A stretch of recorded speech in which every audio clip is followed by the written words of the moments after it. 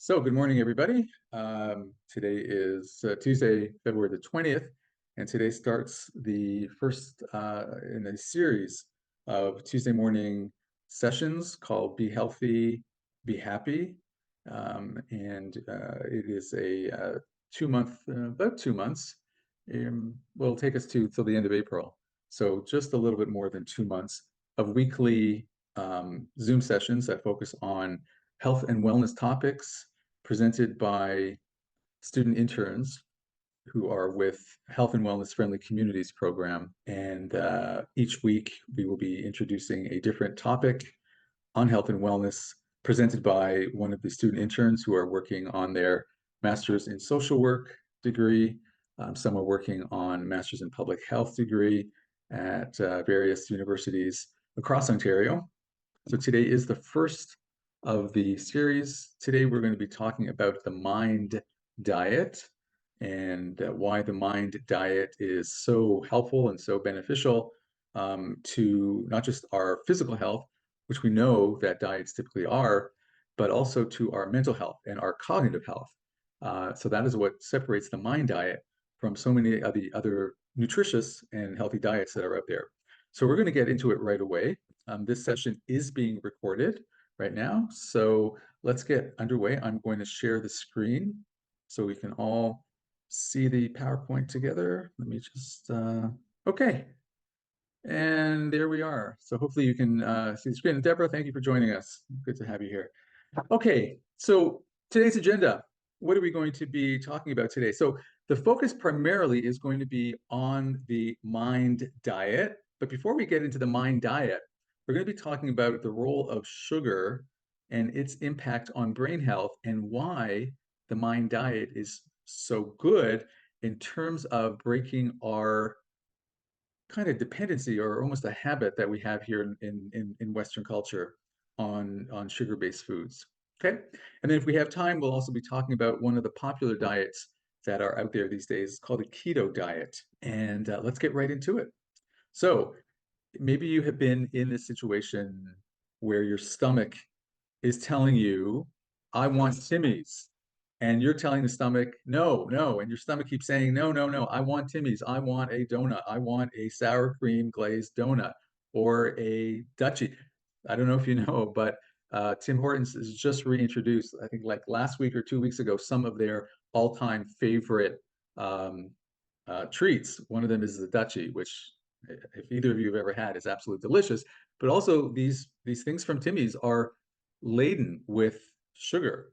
I mean, we're talking about many, many teaspoons full of sugar, but that's what our brain craves. That's what our Western diet craves. And in the middle of the morning or the middle of the afternoon, after 3-4 hours of work and we're getting a little bit hungry, we're typically craving sugar. And we know that sugar is bad for us. So how do we, well, first of all, before we even talk about how we break our dependency on sugar, what's the actual relationship between our brain and sugar, and why is that even like that? Why is the brain so attuned to us having sugar as a comfort food or as a boost to get us back in sort of a mental health, a mentally alert frame of mind? So the truth is the brain does need some sugar.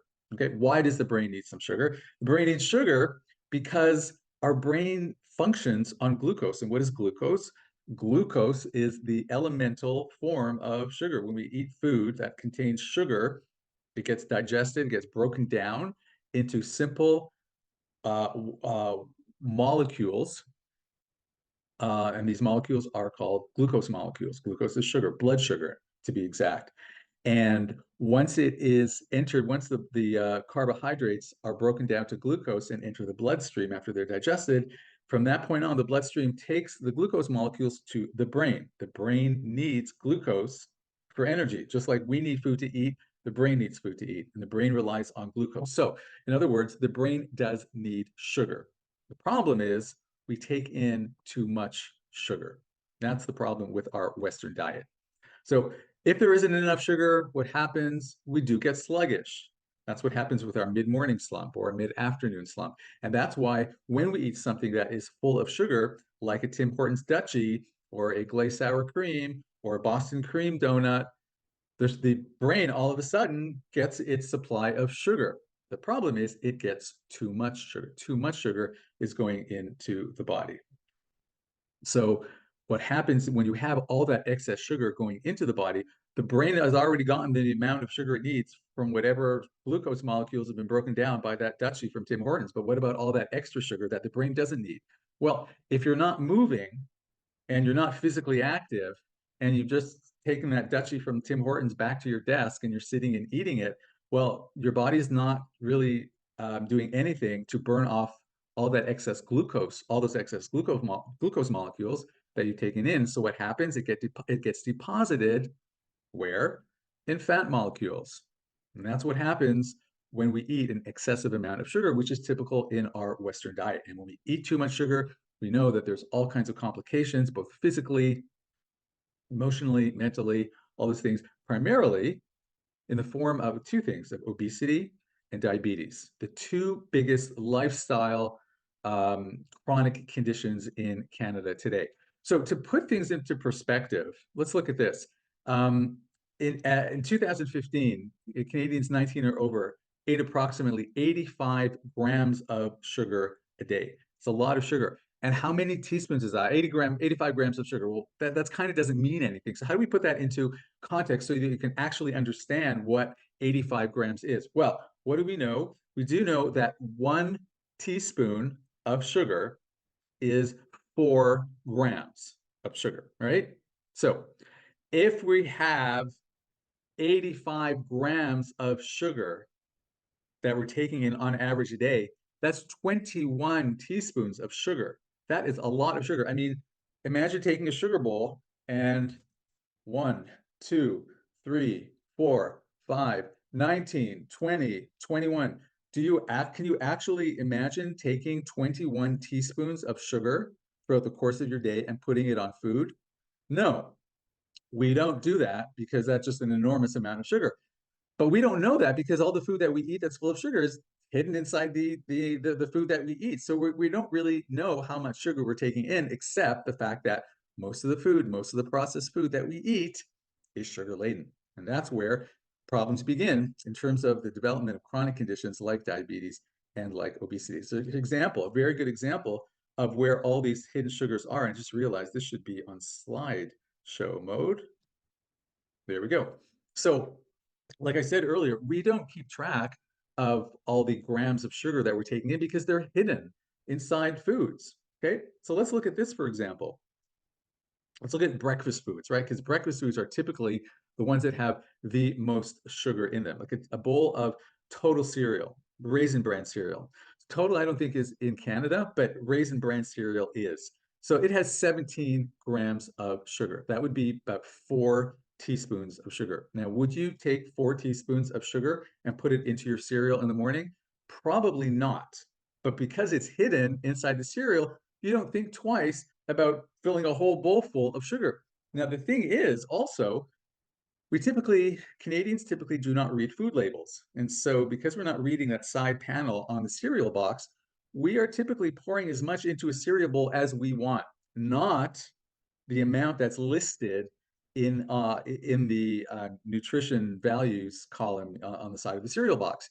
So typically what that will do, that nutrition label will give you the amount of product that contains the amount of sugar that we're talking about. So for example, in that example of the Raisin Bran, it probably, if you looked at the nutrition label, it would probably say 1 cup, okay? And let's say that 1 cup has 17 grams of sugar. But if we measure out 1 cup, and again, how many of us actually take the time to measure, take out a measuring cup and measure a cup of Raisin Bran and then pour it into a cereal bowl? Most of us don't. Most of us just open the cereal box and we dump in as much cereal as we want into a bowl. Almost always that is more than 1 cup of measured cereal. So if it's more than 1 cup, which has 17 grams, we are likely taking in even more sugar because we're probably pouring in more than 1 cup of cereal into our cereal bowl. So that 4 teaspoons of sugar from 17 grams in, let's say, a cup of Raisin Bran now all of a sudden may become 5 teaspoons, 20 grams of sugar, or 24 grams of sugar, 6 teaspoons of sugar. So that's the whole point of the hidden sugars inside our foods today. Who measures? People maybe who are watching their weight, who are trying to lose weight. But again, most of us are not paying attention to the amount of sugar that we take in. And since we're eating throughout the day, and because we eat what's called a SAD diet, SAD standing for Standard American Diet or Standard Canadian Diet, we're not paying attention to how much sugar we're taking in, because a lot of the foods that we're taking in, unfortunately, are processed foods. We're not eating whole foods as much as we should be, and because so much of our processed foods are full of 3 things: fat, salt, and sugar, we're just not paying attention to how much sugar we're taking in every day. So what's the brain's problem with excess sugar? So what happens is there's a growing amount of evidence that with excessive amount of sugar in our diet, that excessive amount of sugar is also going to the brain, which can lead to cognitive dysfunction. How? In several ways. One of them is through spatial memory. So what is spatial memory? Spatial memory is memory that your brain records based on where you are spatially or location-wise. So, for example, Jasmine, if you were going to, well, say you're going to work, or let's say you're going to the grocery store, okay? You leave your home, you go to the grocery store, you do your shopping. You come home because your brain has recorded the route that you've taken to get from your home to the grocery store. So you know how to get back because your brain has stored that information. That's called spatial memory. It's related to space, or related to the geography, or located to location around you. When we take in an excessive amount of sugar, it has an impact on our spatial memory. Why? Because excess sugar will impact that part of the brain that's called the hippocampus. Now, I have a diagram right here of the hippocampus. This is a picture of the brain. Now, right here, we have this semicircle, this gray semicircle. And this gray semicircle is the hippocampus. And the hippocampus is responsible, as we read here, hippocampus plays a crucial role in the formation of new memories, like spatial memory, and the detection of new surroundings, okay? So the hippocampus is responsible for the spatial memory that allows us to remember how to get back to our home after we've walked over to the supermarket, okay? So what happens if we take in excess sugar? It's going to impact the hippocampus. The hippocampus, how will it impact? So the question is, how does it impact the hippocampus? One theory is that it shrinks the hippocampus. So if it shrinks the hippocampus, and the hippocampus is responsible for memory, like spatial memory, well, if the hippocampus is smaller because there's less brain cells in the hippocampus, that means we are less able to remember where we came from, where we're going back to, because our spatial memory isn't as good because there's less brain cells in the hippocampus, because sugar has shrunk the size of the hippocampus. So that is the relationship between sugar, hippocampus, and spatial memory. So for optimal functioning, the other theory goes is, the other theory about the hippocampus and spatial memory is that spatial memory is dependent on a brain protein called BDNF, brain-derived neurotrophic factor. So what does BDNF do? Well, basically, BDNF blossoms brain cells in the hippocampus. It actually gives birth, the presence of BDNF in the hippocampus actually gives birth to new brain cells in the hippocampus. So it's possible that you can actually grow the hippocampus. More brain cells in the hippocampus means a higher functioning hippocampus, means a higher functioning memory, higher functioning spatial memory. Excess sugar will suppress BDNF. So now we don't have as much BDNF protein in the hippocampus, which is responsible for growing more brain cells, and goes back to what I was saying earlier before. It ties into what I was saying earlier before, that with an excess amount of sugar, the hippocampus in the brain will start to shrink. This is one reason why excess sugar is not good for the brain. So another reason why excess sugar is not good for the brain is the relationship and the impact between excess sugar, brain, and depressive illness. Okay, so recent research has shown there is a link between the two. So in 2017, there was a study in the UK, the Whitehall Study 2, which showed that men who consumed 17 teaspoons or more of sugar a day were 23% more likely to have depression in a 5-year period than those men who ate less than 10 teaspoons of sugar a day. Now, if you're interested in the study itself, you can go to that link. But that's a pretty profound study, because again, we realize that with excess amount of sugar, it can lead to all kinds of mental health conditions, and especially if anybody has pre-existing depressive illness, adding more sugar to the diet can, as we see here from the study, increase the risk for more depressive illness. So as sugar and brain relate to women, research published in the American Journal of Clinical Nutrition showed that postmenopausal women who ate more sugar were also at risk for developing depressive illness. So I want to, at this point, I want to clarify something, that we're talking about added sugar, not naturally found sugar in fruits. So the question comes to this: is sugar in fruits so bad for you, right? We're all told, eat more fruits, eat more vegetables, right? Vegetables is like a no-brainer, right? Because there's just not a lot of fructose in vegetables, right? There's sugar, but typically the sugar is not fructose, and fructose is the fruit sugar. That's why it's called fructose. So is sugar from fruit, is it bad for you? Can we be okay with consuming fruit from sugar? And the answer is actually, sorry, the answer is sugar is not bad for you if it comes naturally in fruit. Why? I will tell you why. Because when we eat any of these fruits that we see in this picture right here, we are not just getting the fruit sugar from the fruit, but we're also getting the vitamins, the fiber, the minerals, the antioxidants that come along with the fruit sugar. So, for example, if we were to go to a 7-Eleven and we were to get a big Slurpee or something like that, that is full of sugar. There are no vitamins, there are no minerals, there is no fiber in a Slurpee. And why is that important? Because the fiber in fruit slows down the absorption of the fruit sugar in the fruit that we eat. In the absence of fiber in high sugar processed foods, what happens is that the sugar gets broken down right away after we eat it into glucose molecules. Some of it will go to the brain, right, that it needs, but the rapid absorption of empty sugar calories will go quickly through the bloodstream, through the digestive system, and it will result in an accumulation of sugar in the bloodstream, because there's nowhere else for it to go.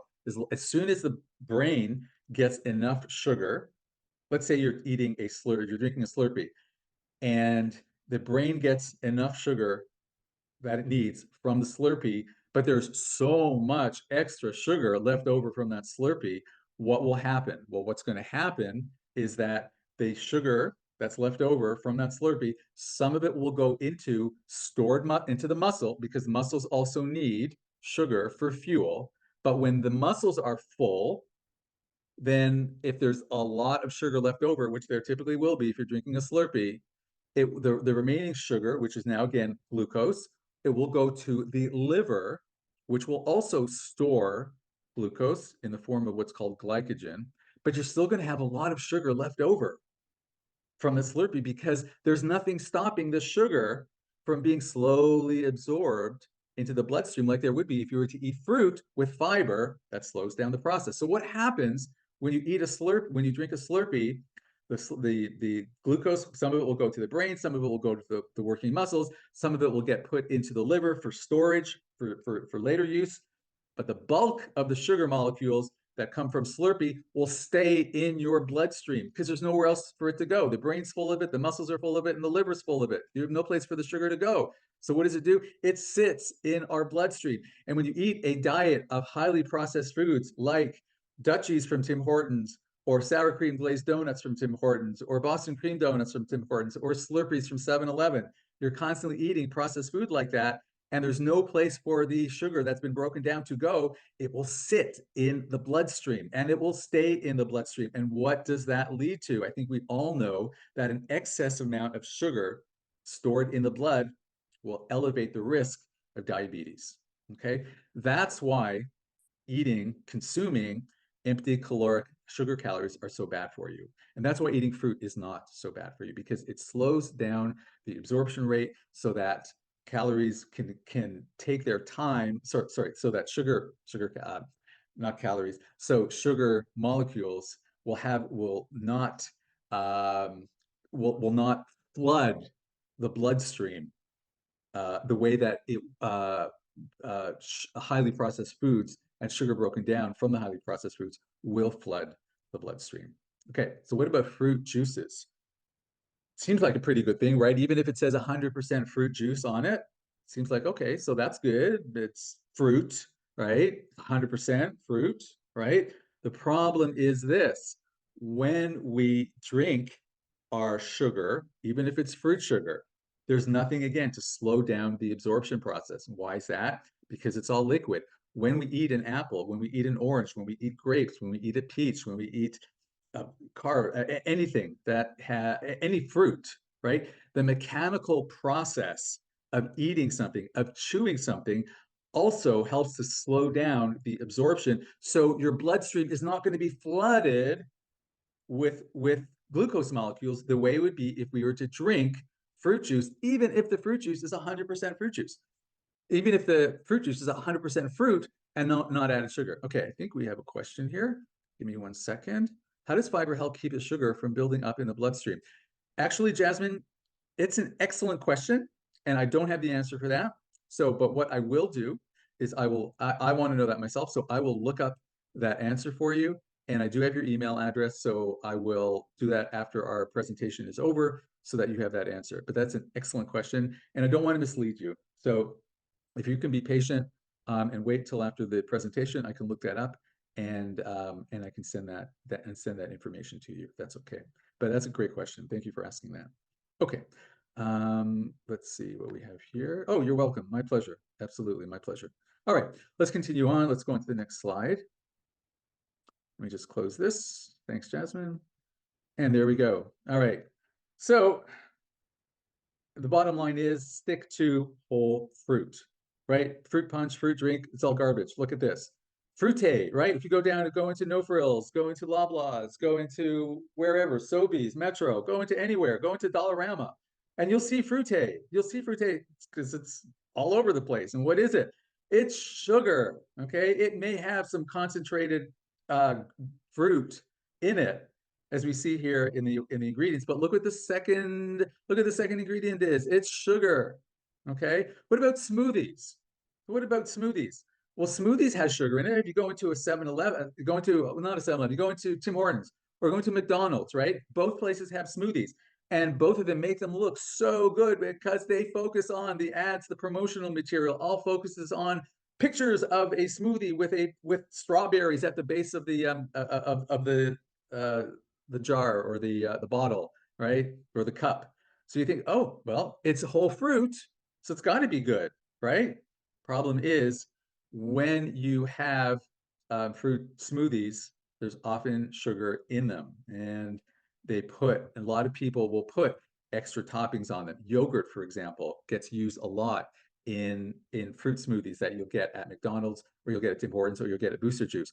And the yogurt that gets put into the fruit smoothies is typically not the plain yogurt that you can get in the grocery store. It's usually flavored yogurt, strawberry flavored, blueberry flavored, peach flavored, even vanilla flavored yogurts. All have, if you look at the ingredients of a container of fruit bottom or fruit-laden or vanilla-laden yogurt, you'll see that after it says cream or skim milk cream or whatever, the second ingredient will be sugar, right? So again, hidden sugar, even in fruit smoothies that you would think would otherwise be very healthy for you. So again, all these hidden places where sugar comes from. Now, here's the other big thing, and this leads up to the mind diet that is the topic of our presentation. In 2017, for the first time, it was discovered that there is a link between elevated blood glucose or blood sugar levels and Alzheimer's disease. Excess glucose molecules damages a vital enzyme involved in inflammation, which leads to the early stages of Alzheimer's. And if you want to read more about that, you can open this link at Science Daily. So what they have found, what researchers have found, is that excess glucose can damage proteins and fats through what's called glycation, the process of glycation. So glycation, or the accumulation of these AGEs, it damages an enzyme which plays a role in keeping AGEs in check. So the AGEs are what we don't want in the brain. Glycation, the process of glycation, which comes from having too much sugar going to the brain, damages the enzyme that keeps the AGEs at bay. So elevated AGEs have been implicated in early Alzheimer's development. And so how do we prevent that glycation from happening? Well, the way that we prevent it from happening is very simple, not taking in too much sugar. Okay, so let me show you this. Going back to yogurt. Okay, let's look about food labels. Okay, so we're going to talk about food labels here, and here again we see the Health Canada has recently started putting out requiring companies to put more information on any kind of processed food that requires a food nutrition label. So the new and revised and improved nutrition labels will actually show the amount of added sugar in a product. The ones that preceded the new labels did not actually show the sugars as a percent of the daily total sugars. Okay, it did show the amount of sugar. So we did see, for example, in the old labels, we did see, for example, in this product, that this product of 250 milliliters had 22 grams of sugar, but that doesn't mean anything. And if you don't know, 4 grams of sugar equals 1 teaspoon, that 22 grams really is meaningless. But in these new labels, now we see that 22 grams of sugar is 22% of the total amount of sugar that we should be ingesting daily. So we have a little bit better knowledge of how much sugar we are taking in based on this food label. The big issue really comes down to this: how many people read food labels? That's really what it comes down to. And that's why it's really important. For me, it's really important to teach people about the importance of reading food labels, especially now, because there is this added information that 22% of your total sugar intake for the day comes from just this one product. That's about almost 1/4 of all the sugar that you're taking in. Now, if the rest of your diet for the rest of the day is pretty natural and unprocessed, you're okay. But if you tend to eat a lot of processed foods, then you might want to start paying attention to the food labels so you know that you're not exceeding that 100% total intake of sugar daily. So, which leads to the actual mind diet.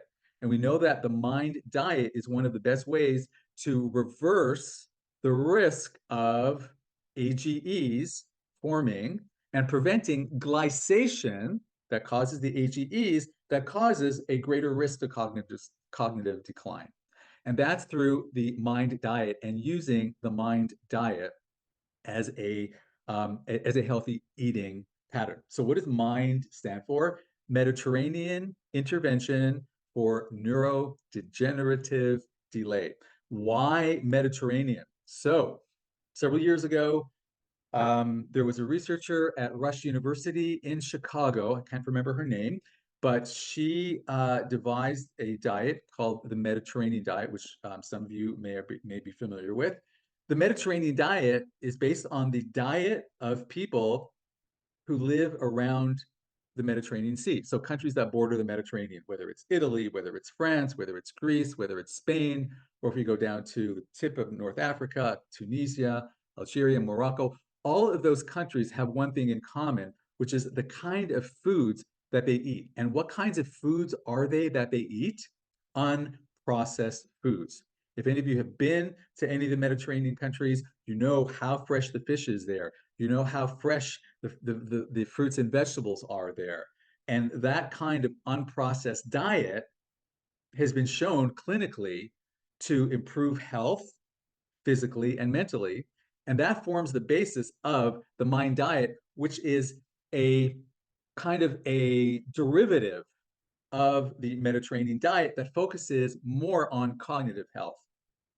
So when people were put onto the Mind diet, which again is based on the Mediterranean diet of people who ate the foods in the Mediterranean region, researchers found that those on the Mind diet lowered their Alzheimer's risk by about 35%. And that's from not even following it 100%. Because people who followed it rigorously actually were able to decrease their risk of Alzheimer's by 53%. That's over half. And that's just from diet alone. So that's why the Mind diet, when it came onto the scene, probably about 2018, 17, 18, it was a huge breakthrough when it comes to nutritional sciences.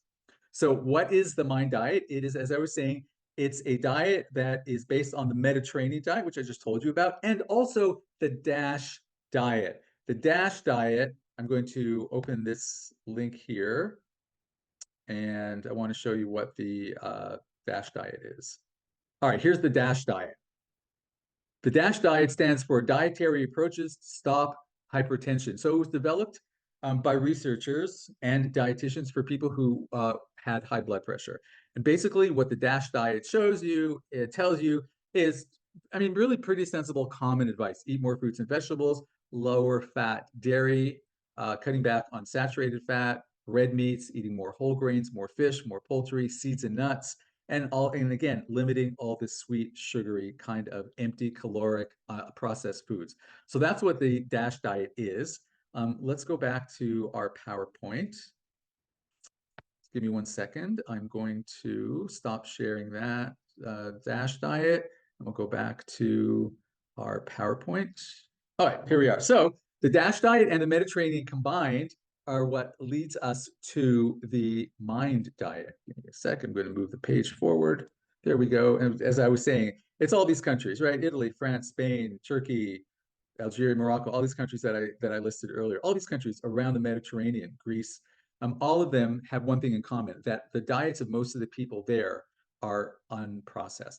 And the interesting thing about the Mediterranean diet and the people who live in and around the Mediterranean, it's been shown that their longevity is higher just from the diet alone. Even if we disregard exercise, even if we eliminate exercise, people who eat the Mediterranean diet typically live longer, even in the absence of exercise. So what does that show you? It shows you the power of the Mediterranean diet, because it's just such a healthy, unprocessed diet. Even in the absence of exercise, you can still live a longer life than if you were to just eat a standard American diet and exercise. So that's why the Mediterranean diet has been a revolutionary diet when it comes to nutritional sciences. And so again, and the Mind diet elevates the Mediterranean diet to a new level, and we're going to get to that in a second. But the Mediterranean diet does very much like what the DASH diet does for hypertension. It reduces the risk of heart disease, reduces cholesterol levels in the blood, can reduce incidence of cancers and Parkinson's disease. And again, we just talked about what the DASH diet is. Now, so the Mind diet, which I told you is a combination of DASH and Mediterranean, what makes it different than the other two diets? And why is it unique in its own right? Because the focus is on cognitive health. So what makes the Mind diet good for cognitive health that the other two, DASH and Mediterranean, may not do as well? They're great diets. There's no question about it. The Mediterranean diet and DASH diet have been proven extensively through research to be very beneficial. But what is it in the Mind diet that takes those two other diets and elevates it to a new level of clinical significance when it comes to cognitive health? What it does is it emphasizes specific foods that have been shown, again, through clinical research to improve brain health. For example, berries, in particular blueberries, which have shown to be superior, one of the most superior foods to improve cognitive health. So the Mind diet will encourage people to eat more servings of berries per week than what the Mediterranean diet or the DASH diet might recommend. So that's one area, that's one type of food that the Mind diet has over the others. The Mediterranean and the DASH diet will certainly include berries and all kinds of fruits, but the Mind diet will take that further by encouraging people to add more servings of berries a week. Now, why blueberries? Because blueberries are high in what's called flavonoids, specific anthocyanidins. So remember we were talking about the hippocampus before, about the hippocampus being the part of the brain that's responsible for spatial memory? Well, it turns out that the anthocyanidins in blueberries, that chemical compound, the anthocyanidins in blueberries, make their way, once they are digested and go through the bloodstream, from the bloodstream, they'll go into the brain and into the hippocampus. So the anthocyanidins go into the hippocampus, and what they do is they strengthen the nerve cell. We talked about the BDNF, remember, brain-derived neurotrophic factor? We talked about the importance of BDNF in our in brain health to expand and create new brain cells. Well, what anthocyanidins do from the blueberries is when they are eaten and digested into the bloodstream and then go into the hippocampus, what they do is they strengthen the signaling of nerve cells. So your nerve signaling in the brain, in the hippocampus, is stronger. And when you have stronger signaling between brain cells, you have a healthier brain. And a healthier brain, stronger connections between your brain cells, between your neurons. What does that do? It diminishes the risk of Alzheimer's disease. Number two in the Mind diet is also leafy greens. So Mediterranean diet, DASH diet will definitely emphasize eating greens, leafy greens, but the Mind diet goes one step further and encourages people to eat more leafy greens than you might otherwise if you were to just follow either the Mediterranean or the DASH diet. Examples of leafy greens: spinach, collard greens, kale greens, mustard greens, turnip greens, even radish greens. It's funny. 2 weeks ago, radishes were on sale at Metro, so I bought a couple of bunches of radishes, and the leaves were really fresh. And what do we do when we eat radishes? If we buy radishes fresh, we typically just take the leaves and we dump them, right? And we chop up the radishes and we eat the radishes. Well, the truth of the matter is, next time you're buying radishes in the store, don't throw out the leaves. Chop them up and put them in a salad. I sauteed them in a little bit of olive oil, and they were good. They had a tiny bitter taste, kind of like an earthy taste, but they were really good. So if you have radish leaves, next time you have radishes, you buy radishes, don't throw out the leaves, chop them up, add them to a salad. And again, what you are doing is you are increasing the amount of leafy greens, even from salad leaves. So why are leafy greens so important to mind health? Why? A couple of reasons. One, leafy greens are very high in vitamin K, and that has been shown through research to boost cognitive health. The other reason why leafy greens are so important for cognitive health is because they are high in vitamin B9, and vitamin B9 is also folate. So why is folate so important for the brain? Because what folate does is it sucks up the homocysteine, a chemical called homocysteine from the blood. And high homocysteine levels have been associated with increased levels of Alzheimer's. So folate, well, it's like a vacuum cleaner. It'll just suck up all the homocysteine in the bloodstream. We don't want homocysteine in the bloodstream. Folate will suck it up, and leafy greens are high in folate. So more leafy greens in your diet means more folate going into the brain to suck out the homocysteine from the bloodstream that can lead to higher risk of Alzheimer's.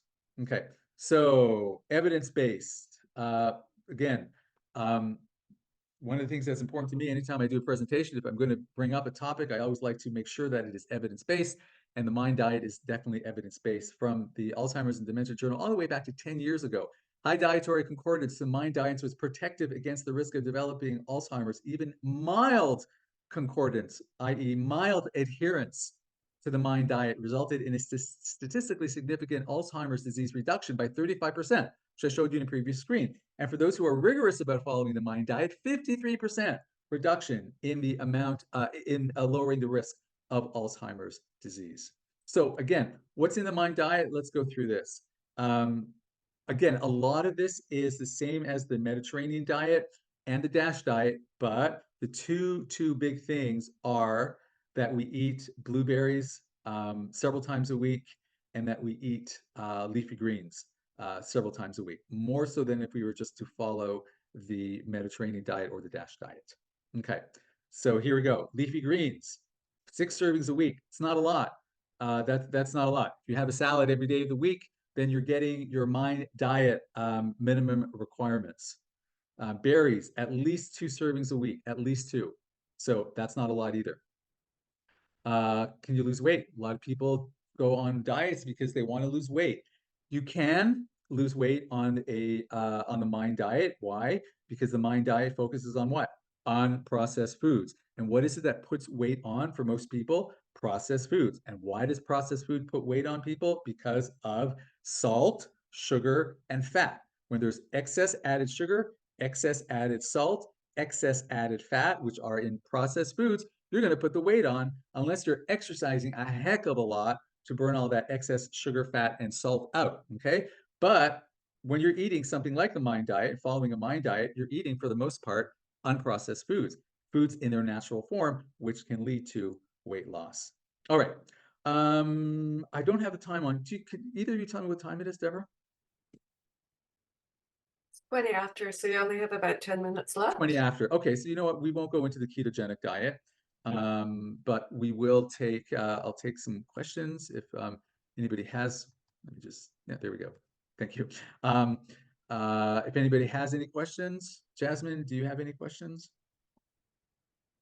I do have a handout that is like a one-page graphic of the Mind diet. So Jasmine, when I send you the response to your question, I will also send you the handout as well. So you'll have a copy of that as an attachment in my email to you. So you'll be able to refer to the Mind diet at a glance if you wanted to, take a look at it.